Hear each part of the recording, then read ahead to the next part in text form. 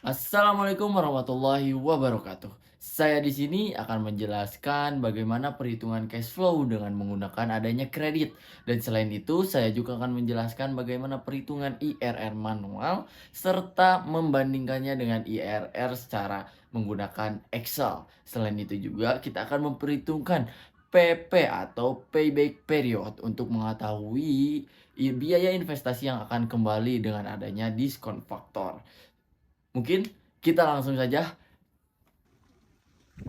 Halo semuanya, saya Fauzlan Belvarudiana, mahasiswa semester 4 dari program studi Manajemen Agribisnis kampus IPB University. Oke, baik, di sini udah ada nih data cash flow yang akan kita gunakan untuk memperhitungkan cash flow dengan kredit. Jadi, ini data cash flow yang udah kita buat. Nah, kita langsung ke pembuatan slide Excel baru. Nah, di sini kita ada studi kasus dengan peminjaman uang kredit yakni sebesar 30 juta dengan jangka waktu pembeliannya tuh 5 dan tingkat suku bunganya tuh 15%. Nah, di sini tuh kita harus mencari perhitungan dulu di capital recovery factor atau CRF. Nah, untuk CRF di sini ada rumusnya yakni I dalam kurung 1 ditambah I pangkat N dibagi 1 ditambah I pangkat N min 1. Nah, pada rumus di atas, I itu berarti suku bunga, yakni ini 15% dan N itu jangka waktu pengembalian. Nah, kita langsung coba hitung saja, yakni sama dengan dalam kurung 1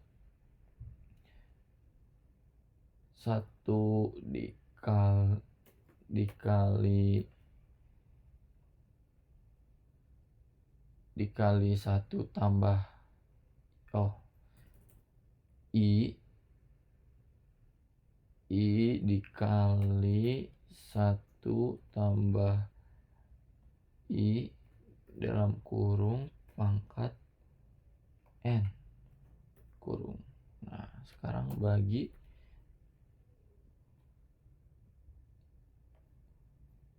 I satu dulu. 1 ditambah I dalam kurung pangkat N min 1. Nah, enter. Nah, ini hasil CRF-nya ya kurang lebih 0,298 lah ya. Nah, untuk mengetahui angsuran kredit per tahunnya tuh kita tinggal kalikan saja antara pinjaman dengan CRF-nya. Pinjaman dengan CRF.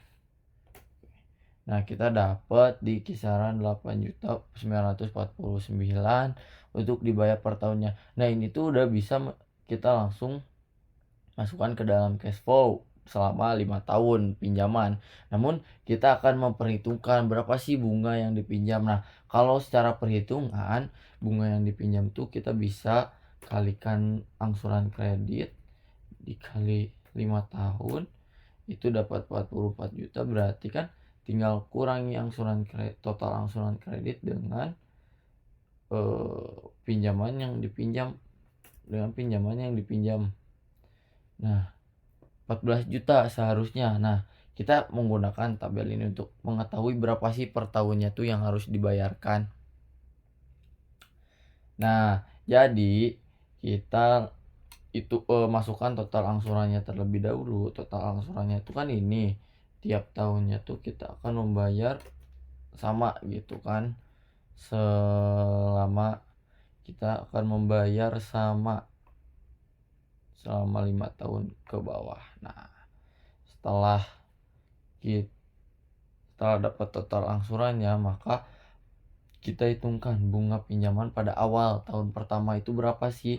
Nah, bunga pinjamannya tuh kita dapat memperhitungkan dari pinjaman dikalikan dengan tingkat suku bunga. Nah, ini merupakan tingkat biaya bunga pinjaman pada tahun pertama. Nah, untuk mengetahui pokok pinjamannya berapa pada tahun pertama ya tinggal kurangkan saja antara total angsuran dikurangi biaya bunga. Nah, kisaran segini ya teman-teman, 4.400.000. Nah, sisa pokok pinjamannya itu kita diperhitungkan berdasarkan pinjaman yang baru kita bayar di tahun pertama dengan total pinjaman yang kita pinjam. Berapa jadinya? Nah,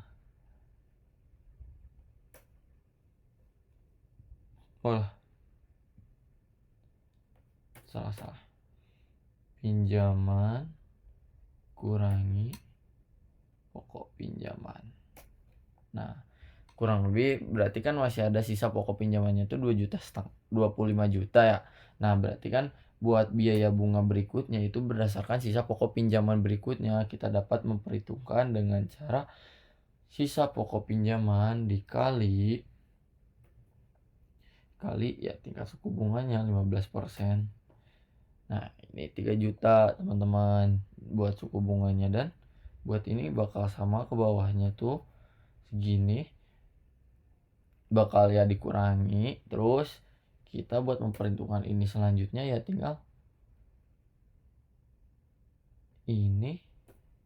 Kenapa nggak pakai pinjaman yang 30 juta? Karena sisa pokok pinjamannya tuh ya 25 juta. Jadi kita buat mengurangi ke tahun berikutnya itu berdasarkan sisa pokok pinjaman yang ada dengan pokok pinjaman yang dibayarkan.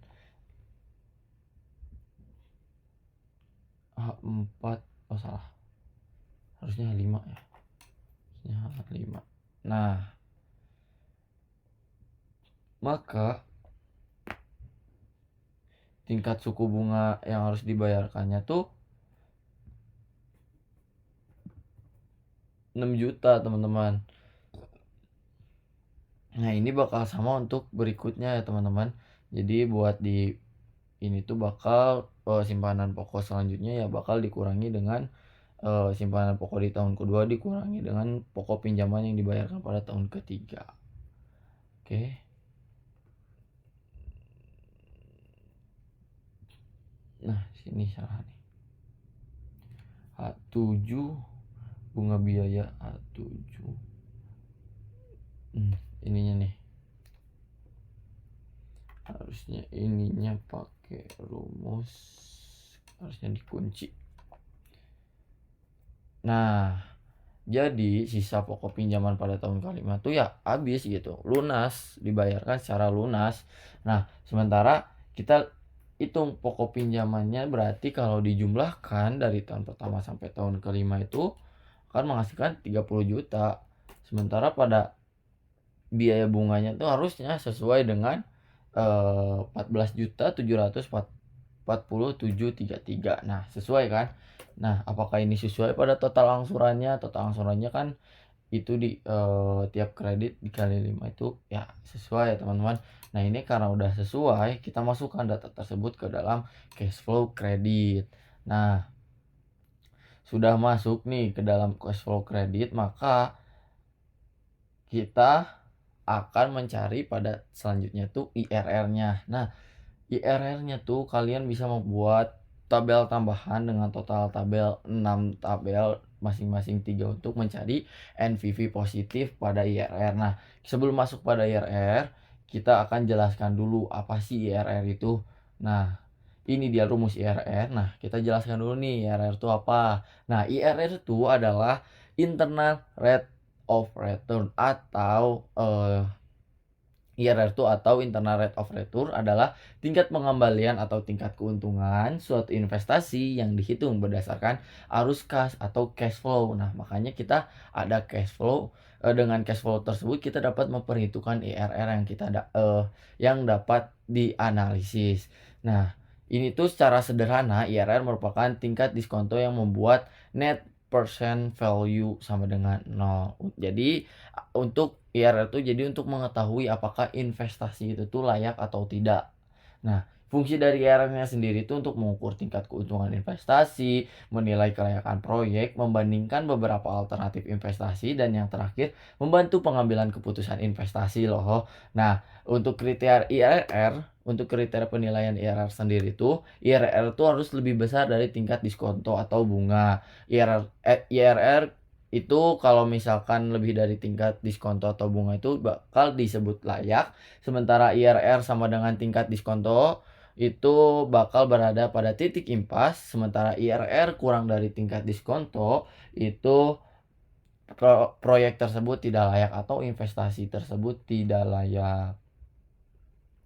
Nah, jadi buat rumusnya sendiri ini tuh I1, kenapa ada 1 dan 2? Nah, untuk I1-nya sendiri itu merupakan tingkat diskon faktor yang memiliki nilai NPV yang positif. Nah, NPV 1 tuh NPV yang harus positif. Sementara I2 tuh tingkat diskonto yang memiliki NPV nilai negatif. Makanya kita memerlukan tabel tambahan dengan total 6 tabel untuk mengetahui NPV mana yang bernilai positif dan NPV mana bernilai negatif. Nah, ini tuh untuk mendapatkan diskon faktor tuh ya minimal tuh jangkanya tuh harus berbeda 5%. Tapi angka baiknya kita perbandingannya berbeda cuma 1% untuk mengetahui tingkat NPV positif paling rendah tuh di berapa diskon faktor dan tingkat diskon faktor berapa untuk mendapatkan NPV negatif yang paling rendah juga. Nah, sekarang kita memperhitungkan diskon faktor yakni 1 dibagi dalam kurung 1 dikali ditambah bukan dikali ya, ditambah diskon faktornya kita asumsikan 25% ya teman-teman. 25%. 25% dikali B2. B2 tuh tahun pertama. Nah, ini tuh masuk ke tahun pertama. Nah, untuk selanjutnya ya ini bakal sama Pak sampai tahun 8.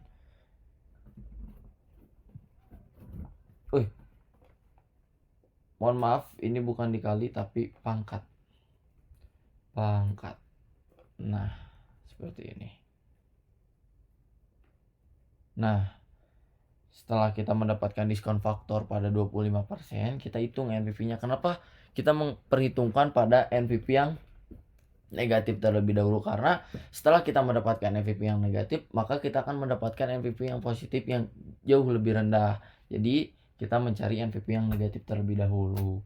Nah, untuk NPV-nya sendiri itu kita dapat mengalihkan net benefit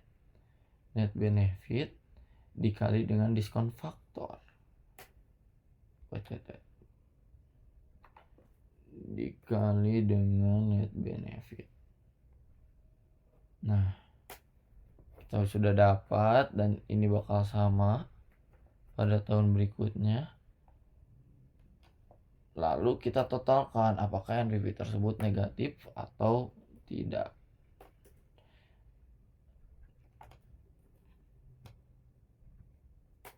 Nah, NPV tersebut ternyata negatif dan cukup tinggi ya teman-teman.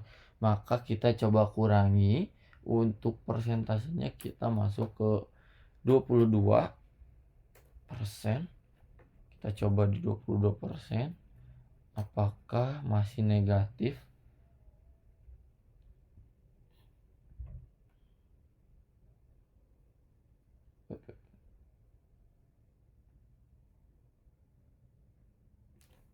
Oh, kebanyakan teman-teman duanya.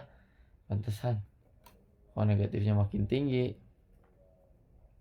Nah, ternyata NPV tersebut menjadi positif di angka 1 juta. Nah, kita coba taikkan 1% ke 23.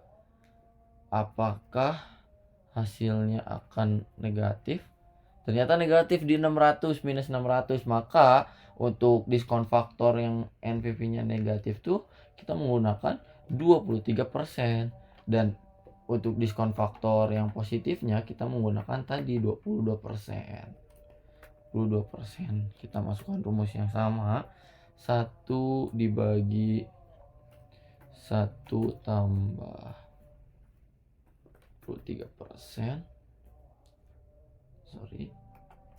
Dipangkatkan B2. Pangkat B2. Nah, kita langsung saja. Oke. Pada NPV per tahunnya juga kita bakal masukkan ya tadi ya, ini dikali diskon faktor dikali net benefit. Oke, kita dapat diskon faktornya, NPV-nya. Nah, kita jumlahkan sama dengan sum. Nah, kita mendapat 23 di sini. 22 harusnya. 22, teman-teman. Nah, sekarang kita sudah mendapatkan nih NPV positif dan NPV negatif dan diskon faktornya juga sudah didapatkan. Maka kita masukkan rumus tadi, rumus cara mencari IRR. Nah, ini yakni kan kita kasih kurung 2, kasih I-nya tuh berapa tadi? 23%. Paling kecil 22%.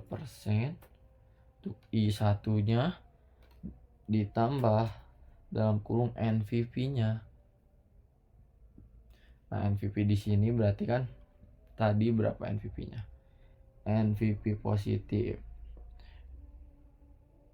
dibagi NPV positif dikurangi NPV negatif dikurangi NPV negatif dalam kurung dikali 23% dikurangi 22%. Kurung. Hasilnya berapa? Kok gede banget?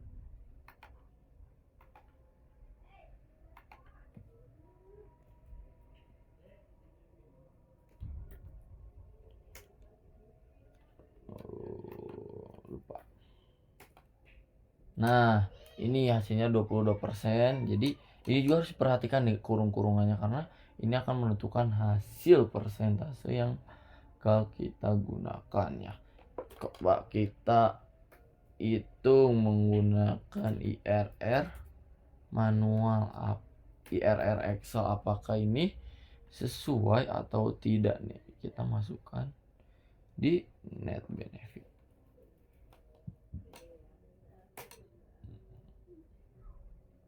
Ternyata sama ya teman-teman, cuman komanya emang beda karena kan ini merupakan perhitungan secara manual.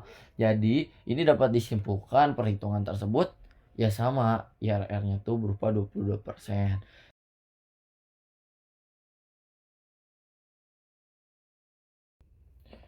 Terus sekarang kita masuk kepada perhitungan payback period. Di sini tuh kita akan menghitung biaya investasi yang kita keluarkan bakal balik di tahun keberapa secara detail. Di sini bakal sampai ke bulan sampai dan hari. Nah, kita tuh membutuhkan beberapa tabel, yakni di sini ada total investasi, arus kas kumulatif, serta yang terakhir ada payback period. Oke, untuk sekarang kita masukkan aja total investasi yang didapatkan pada tahun pertama hingga tahun ke-8, teman-teman. Kita ke atas, mana investasi. Nah, ini di sini total biaya investasi sampai tahun 8 kita dapat kurang lebih 67 juta. Ini berarti total investasi yang dikeluarkan tuh kurang lebih 67 juta. Nah, arus kas itu menggunakan MPV per tahun. Nah, kita tidak menggunakan di tahun pertama karena pada tahun pertama tuh bisa dikatakan arus kas tersebut tuh negatif dan kita tidak akan memasukkan arus kas tersebut. Nah, kita langsung. Nah, untuk arus kas kumulatif itu kita hitung berdasarkan total dari arus kas NPV yang ada. Arus kas yang ada dari tahun kedua sampai tahun 8 itu nanti tuh arus kas kumulatif tuh di tahun ke-8 tuh harus sama dengan penjumlahan dari ini kurang lebih 129 juta lah yang harus didapatkan di arus kumulatif di tahun ke-8. Nah, untuk tahun pertama, tahun kedua itu masih sama ya, dan di sini di tahun ke-3 itu jumlahkan antara tahun ketiga dengan kumulatif di tahun kedua. Nah, ini begitupun seterusnya. Dan ternyata sama di tahun 8 itu mendapatkan 129 juta. Berarti ini hitungannya sudah benar pada arus kas kumulatif. Selanjutnya kita cari di mana sih biaya investasi tersebut bakal lunas. Ternyata di tahun antara 4 dan 5. Maka di sini tuh kita tandai dulu warna kuning, nantinya bakal masuk ke perhitungan payback period, karena itu range rentan akan pembayaran yang bakal kita bayar terhadap total investasi yang kita keluarkan. Nah, untuk perhitungannya tadi kita sudah lihat bahwa rentan paling akhir tuh kemungkinan di 5 tahun terakhir, dan itu akan dijumlahkan dengan pengurangan total biaya investasi dengan rentan di pertama ya, yakni di tahun ke-4 dibagi dengan pengurangan antara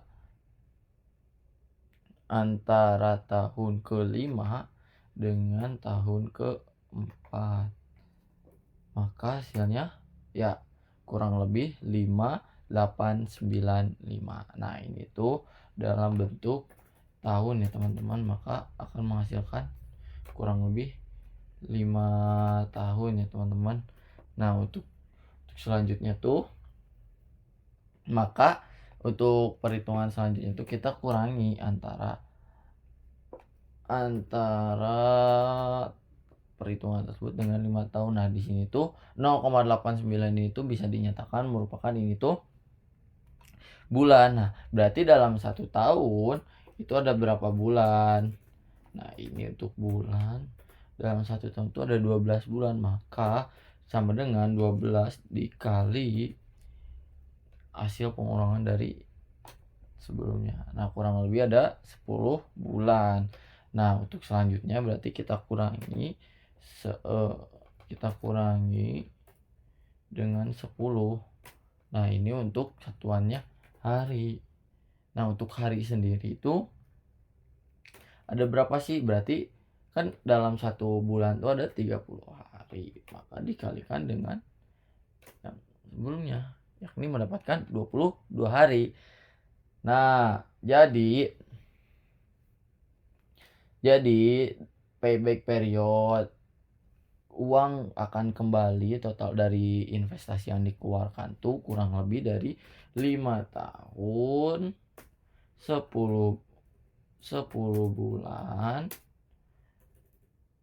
bulan 22 hari. Jadi dapat disimpulkan bahwa biaya investasi itu akan kembali pada 5 tahun berikutnya dengan 5 tahun 10 bulan 22 hari. Nah, itu saja yang dapat saya sampaikan. Mohon maaf bila ada salah kata atau yang menyinggung kata-katanya. Semoga materi yang saya sampaikan ini dapat dipahami dengan baik. Wassalamualaikum warahmatullahi wabarakatuh.